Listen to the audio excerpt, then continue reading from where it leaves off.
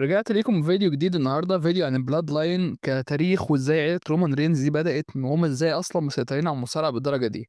نتيجة السحب في اخر الفيديو، اتفرجوا على الفيديو الاخر وفي سحب جديد لايفون هيبقى الاسبوع الجاي تعلن عنه. اللي عايز يشترك في السحب الجديد يسيب كومنت ويعمل لايك وسبسكرايب، وهختار لما الفيديو يوصل 30 لايك واحد. وتعالوا بقى اقول لكم القصة بدأت ازاي. العيلة دي مسيطرة على الاتحاد من سنين على فكرة، والموضوع طلع قديم قوي. هاقول لكم بداية التفاصيل وهتعرفوا قد إيه العيلة دي فعلًا كبيرة جدًا. بُصّوا يا جماعة، الblood line في عالم المصارعة أُسَر كتير سابت بصمة وكده، بس ما فيش عيلة قدرت تسيطر على كل الأجيال زي عيلة أنواي. العيلة دي بدأت حكايتها من جزر ساموا الصغيرة، وانتهت بسيطرة شبه مطلقة على عالم المصارعة. الblood line مش مجرد اسم، دي أسطورة حرفيًا متوارثة. رمز للشرف والعيلة والدم اللي بيجري في عروقهم كلهم، اللي هو دم المحاربين زي ما بيقولوا. طب الأصل بدأ إزاي؟ من سمواه للعالم، من مجرد جزيرة معينة في نص القرن العشرين.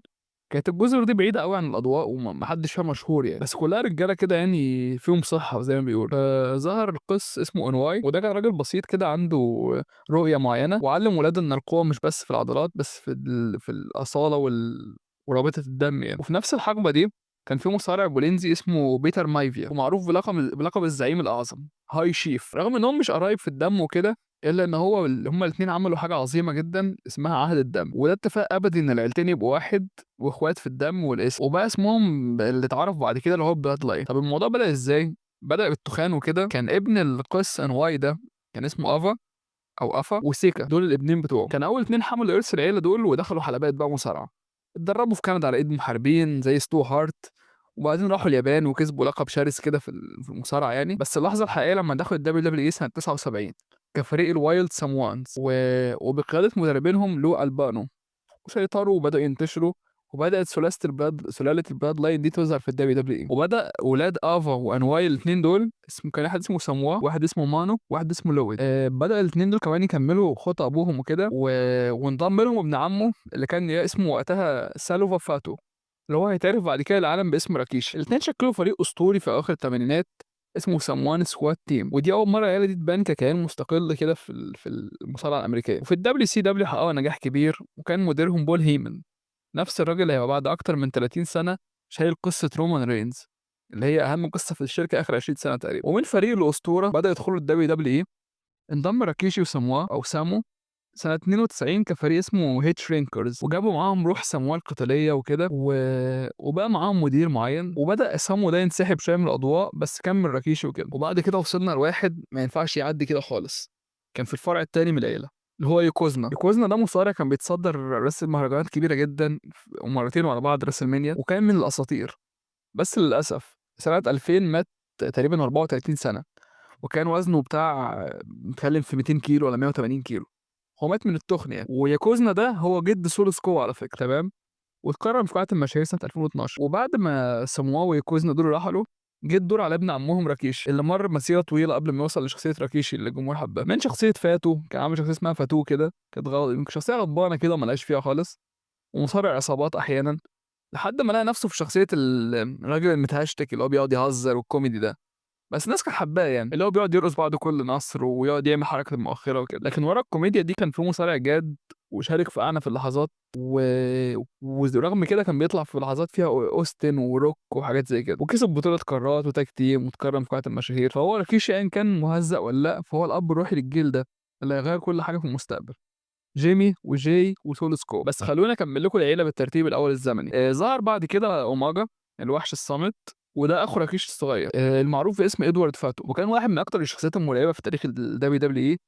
وكان بدايته مع فريق اسمه مينيت وورنينج 3 مع واحده اسمها روزي، وبعد كده رجع بشخصيته المعروف عليها اوماجا. انتشر اوماجا بسرعه كبيره قوي من 2006 ل 2008، وكسب بطولة القارات مرتين، وكان دخل في عداوة فيها فينس ماكمان ودونالد ترامب. وللأسف 2009 أوماجا مات، بس لغاية النهارده تأثيره حي وموجود يعني، خصوصا بعد ما ابنه النهارده بقى بيصارع اسمه زيلا فاتو في مدرسة بوكر تي. كان لسه قريب ملاعب بوكر تي على فكرة في اتحاد وخسر منه. طب فرع سيكا ده بقى مين؟ فرع سيكا ده اللي هو رومان رينز وروزي. كان سيكا ولد اتنين مصارعين، واحدة اسمها ماسيو انواي روزي، والتاني اسمه لياتي لو جوزيف انواي او ليتي، ده اللي هو رومان رينز. روزي كان جزء من فريق مينيت وورنينج زي اوماجا، وبعدها دخل شخصية كوميدية مع هاري كين كفريق ابطال، ومات 2017. بس الناس لسه فاكرينه بابتسامته وروحه الطيبة. اما رومان رينز كان هو مش نجم بس، يعني ده هو من اول ظهور 2012 في عضو الشيلد كان واضح ان هو ليه حضور معين مختلف عن كل اللي حواليه. وعلى فكره كان في لحظه هو كان اصلا الخطه مش رومان رينز ولا في ذا شيلد، بس في لحظه تريبل اتش قال داستي رودز قبل ما يموت، قال له بص المصارع هناك ده اللي في النكس تي اللي هو رومان رينز، لو ما بقاش بعد 20 سنه او بعد 10 سنين اهم نجم في الشركه كلها، بقول عليا انا بخرف. بعد تفكيك فريق الدبليو دبليو اي وكده من ذا شيلد، يعني الدبليو دبليو حاولت تخليه بطل، بس الجمهور كان رافضه ومش حابه خالص في فكره البيج دوج دي. لحد 2020 اتحول لاعظم تحول وهو الترايبل شيف، وبدات حقبه البلاد لاين الحديثه ومساعده من بول هيمن والاوسوس وسولو سكوا، وتبنوا اعظم قصه في تاريخ المصارعه الحديث. رومان بقى الهيد في ذا تيبل خلاص، والراجل بكل سلاسه والدنيا كلها بتدور حواليه وكده، وفضل بطل عالم 1300 يوم. نيجي على الاوسوس، جيمي وجاي ولاد راكيشي دخلوا سنه 2010. في البدايه كان فريق عبيط كده بيقعد يهزر وجيميك هزار وبتاع، لحد 2016 بدأوا يبقوا شرسين أكتر ويخشوا مع الشيلد ومش عارف إيه. مش الشيلد يعني، قصدي متبقي من الأفراد بتوعهم، حتى أيام الشيلد والله كانوا بيظهروا معاهم وكسبوا بطولة التاج تيم بتاع 10 مرات، وأثبتوا نفسهم كفريق تقيل فعلا. والدراما العائلية اللي بينهم وبين رومان كانت قلبت قصة البلاد لاين من خضوع وتمرد وخيانة وبتاع، وكل حاجة كانت بتلمس الجمهور لأنها مش مجرد قصة، كانوا حاسين إن دي حاجة حقيقية. في الجانب الآخر من العيلة كان في بيتر مايفيا والروك. عيلة مايفيا اللي بدأنا بيها في القصة خالص كان أول واحد يفتح الباب للعيلة دي أصلا. اتجوز ليا مافيا، وبعد وفاته بقت أول ست تدير اتحاد مصارعة في هاواي، شخصية قوية وبتاع. وكان بنتهم آتا مايفيا اتجوزت مصارع اسمه روكي جونسون، وخلفوا واحد عظيم جدا اسمه ذا روك. فالروك بدأ كروكي مافيا، ده كان اسمه تكريم للفرعين، وبعد كده بقى واحد من اعظم المصارعين في التاريخ ورمز عالمي، وراح هوليوود بعمر ما يتنسي هناك. وبنته افارين النهارده بتصارع في انكس تي، بنت ذا روك، كهو مصارع من الجيل الرابع في الدبليو دبليو اي. الدم لسه بيجري يا جماعه في العيله دي، والقصه لسه مش هتخلص يعني. في حد تاني برضه في العيله هي نايا جاكس، من نفس الفرع ده جت نايا جاكس، وهي بنت عم ذا روك، قويه ومختلفه ومثيره للجدل، وكسبت بطولة السيدات وبطولة التاج تيم نسائيا، وكانت من أوائل اللي مثلوا الجزء النسائي لبلاد لاين. ولسه برضه عندنا زي ناس زي مثلا اللي هو البلاد لاين بتوع سولوس كوا دول، تاما تونجا وتانجا لوا وبوتشا لوا والحاجات دي كلها. الناس دي برضه مكملة وهتظهر أكتر. ف بس هي دي البلاد لاين كناس بارزة أكتر وليهم حضور يعني. ومن جزر سمواس الصغيرة للمدن الكبيرة لصالات التدريب لأكبر مهرجانات في العالم، السلالة دي عبرت كل الحواجز يا جماعة، وخلت العالم كله يعرف إن المصارعة ممكن تكون أكتر من ترفيه، ممكن تبقى هوية وشرف وده ما بيتقطعش. البلاد لاين فراي مش مجرد عيلة، ده زي الحضارة جوه الحلبة، كل جيل فيها بيكمل بدأوا الجيل اللي قبله. ومن انهواء القصة اللي بدأ في الأول لحد رومان ريدز، الدم واحد، العهد واحد، والمجد واحد زي ما بيقولوا. This is bloodline. وصلوا الفيديو 30 لايك يا جماعة عشان اعلن لكم على السحب الجاي اللي بعد كده.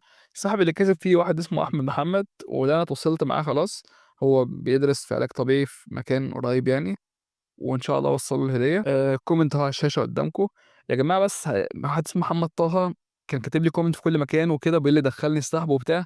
انا خلاص تمام، انا شفت والله من اول كومنت، بس انا ما بختارش بناء على رغبتي، والله انا بختار كده عشوائي برنامج، وممكن حتى اصوره لكم مره يعني، لان انا الموضوع بيبقى سحب عشوائي. انا ممكن لو على بايديا في ناس معينه عايز اكسبها والله، بس ما يبقاش الموضوع يعني لو انا كسبت حد، وليه ما كسبش حد تاني، ده اللي أنا بحسبه يعني. اشوفكم في حلقه جديده، مع السلامه.